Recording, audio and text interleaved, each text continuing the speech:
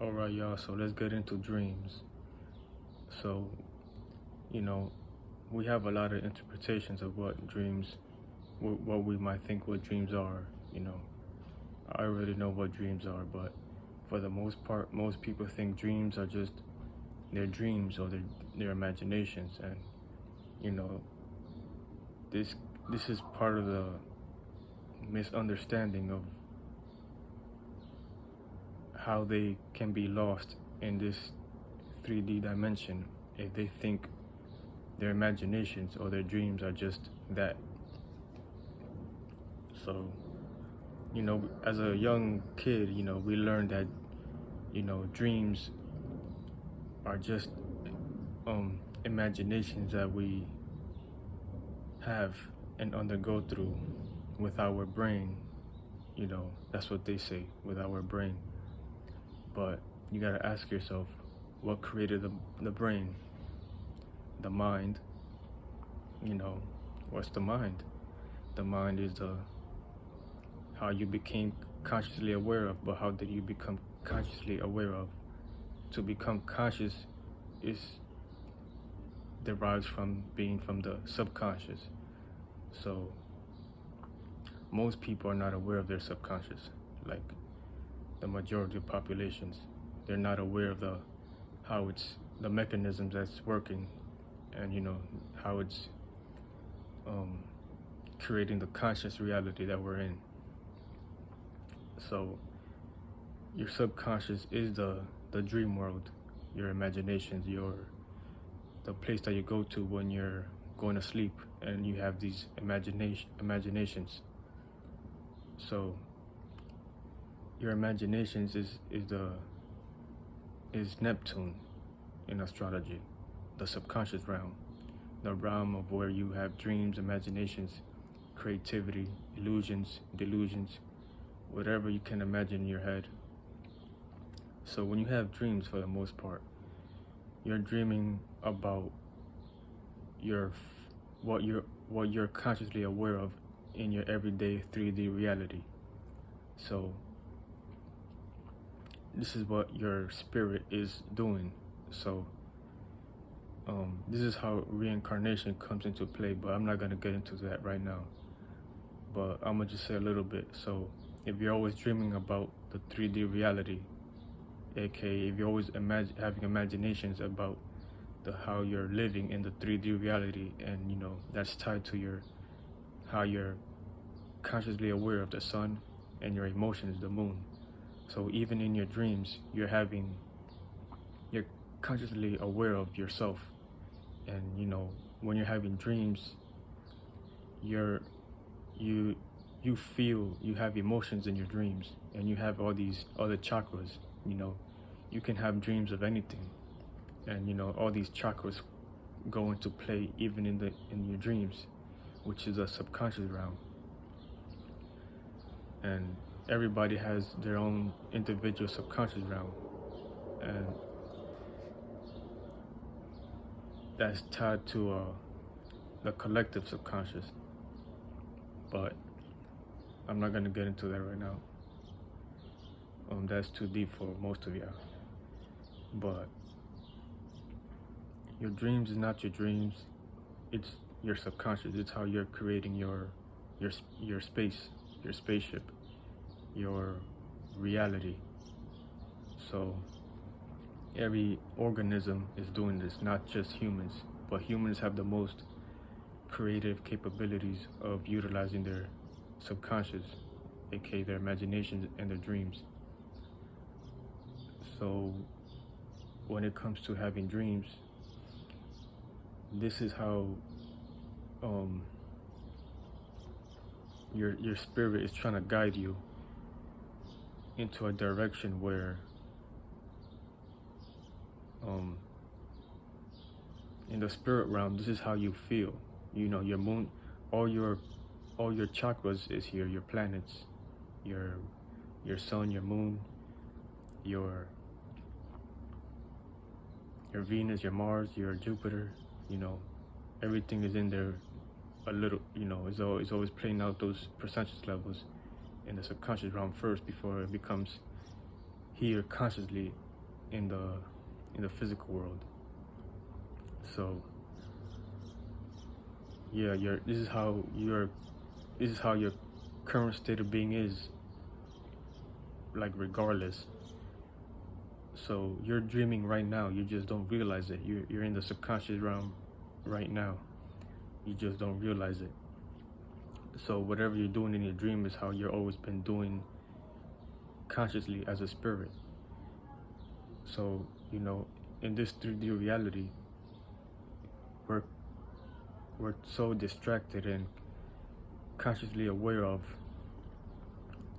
the everyday life and the struggles that we're going through. We're always busy going to work. We're thinking about a certain person, individual. You might have a loved one in this 3D physical reality, and these connections in the 3D world affects us internally.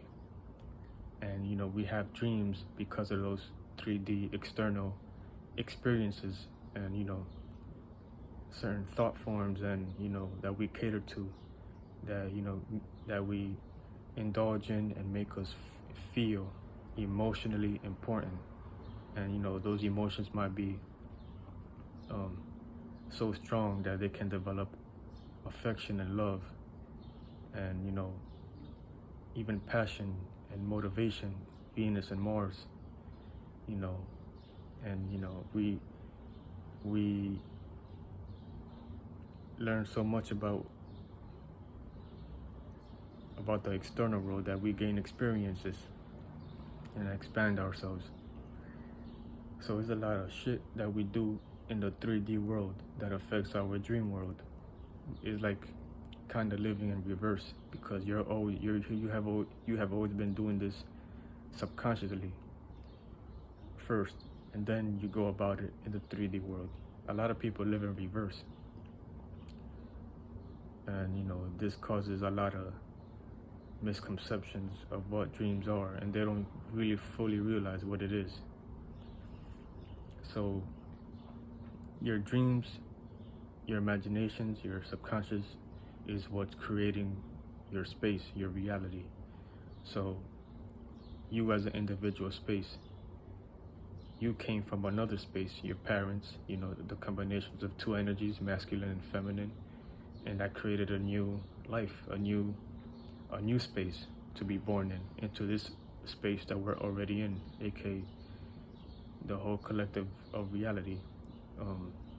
We're inside of a living being just like us, which is God. Just like you have cells inside of you, those beings are conscious inside of you. So if you're not taking care of your cells inside of you, you're just gonna be limited in awareness, and you're just gonna think whatever you think is real, based on your subconscious, aka Neptune. So this goes deep, and people are still gonna have their own imaginations and their own perception of Neptune, of how it is, even if they don't think astrology is real. I'm breaking it down to the lowest common denominator, and people hate to be wrong, but they're still wrong. And I don't care about being wrong, because I make sure I have to be correct, and I make sure if this is wrong or not, to get to the point and to the full realization and the full spectrum of realizing and knowing, so I don't get stuck in biases like most humans do. And I don't care about biases that caters to my emotions like most humans do. And this is why we're in this problem that we're in as a selfish collective. But that's getting too deep into other subjects and topics. But yeah, your subconscious reality is something that you should dwell into and not be afraid, because not many people know about it, and it's still a mystery to most people. So if you want to learn more about your dreams and your imaginations and that creative inner world inside of you, the only way to understand that is to go within and to meditate, and to not be fearful of these not be fearful of the unknown. Once you become fearful, you close yourself off from trying to understand how your mind works and your inner self, your inner part of yourself.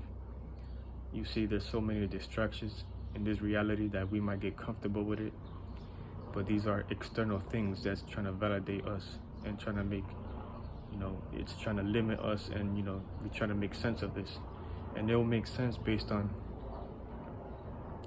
the unknown, because everything that's tied to the 3D world based on its indoctrinated limitations is going to make sense, obviously, because it's tied to the things that I'm talking about, the deeper unknown things. So it's going to be, uncomfortable and scary for those individuals that don't want to accept the things that I want to talk about, but it is what it is, and you have to get out of that mind state, because the true scary part is not realizing who you are and what you are at the totality of your being, of the truth. So the truth is the most amazing part that you can ever discover. It has nothing to do with religion or any indoctrination or any indoctrinations of science or any biases or emotional biases that caters to people. But the only way to go and find out the truth within yourself and what you really are is to meditate. Like, meditate consistently. You have to take care of yourself. You can't be too distracted. You gotta question everything. You can't be afraid to be the black sheep. You can't be afraid to be an outcast. You can't be afraid to be different. You can't be afraid to be your own unique original self and trying to space out everything around your surroundings. And it's gonna be if you decide to go through this journey, it's gonna be a very lonely journey, because not everybody's going to understand you, and you might even try to get people on board onto what you're trying to get into and talk to when it comes to being more in tune with your spiritual side, and talking about meditation and just trying to find out the real truth of yourself and the world that you're in. So depending on how much the individuals care about you and are excited about what you're excited about, that just depends on them. But I would say 8 or 9 times out of 10 they won't be on the same type of shit that you're on, or what you're trying to get onto, like myself. But just know these individuals are lost, and you can't be afraid to tap into a higher power of self, because once you start tapping into that type of awareness and energy, everybody's gonna start hating on you and trying to come up with weird ass energies and mental templates to make you feel like the outcast and the weird one, when in reality they're the ones that are lost and they're going to hell, because they're following everybody, they're following the system. So that's why I'm able to still be here and talk about what I'm talking about, and it still resonates with a small percentage of people out there. But it doesn't matter what people think, because people are lost and they don't even know where they're going after this life. They're clueless. They think whatever they think based on their way of living is they want to be comfortable, and they think that's all it takes for them to live a comfortable life, and they just don't have no direction after death. Their spirit, they're not trying to understand that aspect. They're just too lazy, they're just too narcissistic, that spirit just doesn't care. So we're angels. There's angels down here with knowledge that's trying to direct individuals into a better understanding. And you should ask yourself, how else would people learn from others? But you don't see that. You don't see people trying to learn from others. You just, these people are just narcs. And it is what it is. I might have to come back here again. I'm gonna come back here stronger, and these individuals are gonna come back here weaker because they wasn't trying to learn.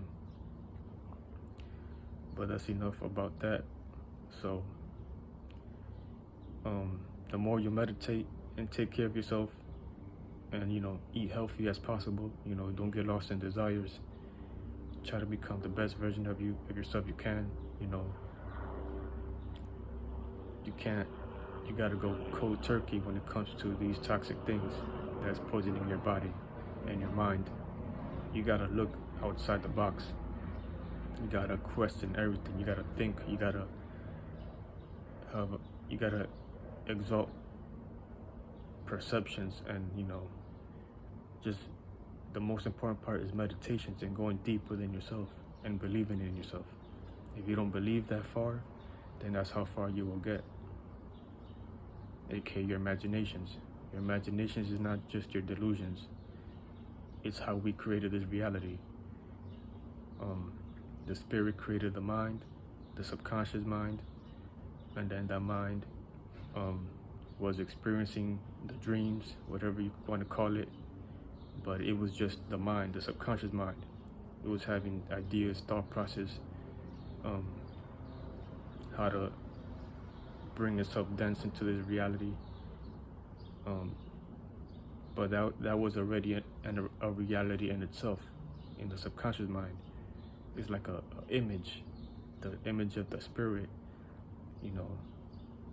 how it will look before it becomes dense and physical. So this is how it's making itself physical, because we all need each other as a collective to share the space that we're in, the world that we're in, the earth. Your space, my space, everybody else's space is resonating with each other and creating this earthly reality that we're in. But yeah, it gets deep, but this is what we're doing subconsciously. We're subconsciously creating Earth as a collective. And all the organisms are doing this, the plants, the elements. And that's how they're able to exist as that organism in that space and location. But I'm gonna just leave it at that.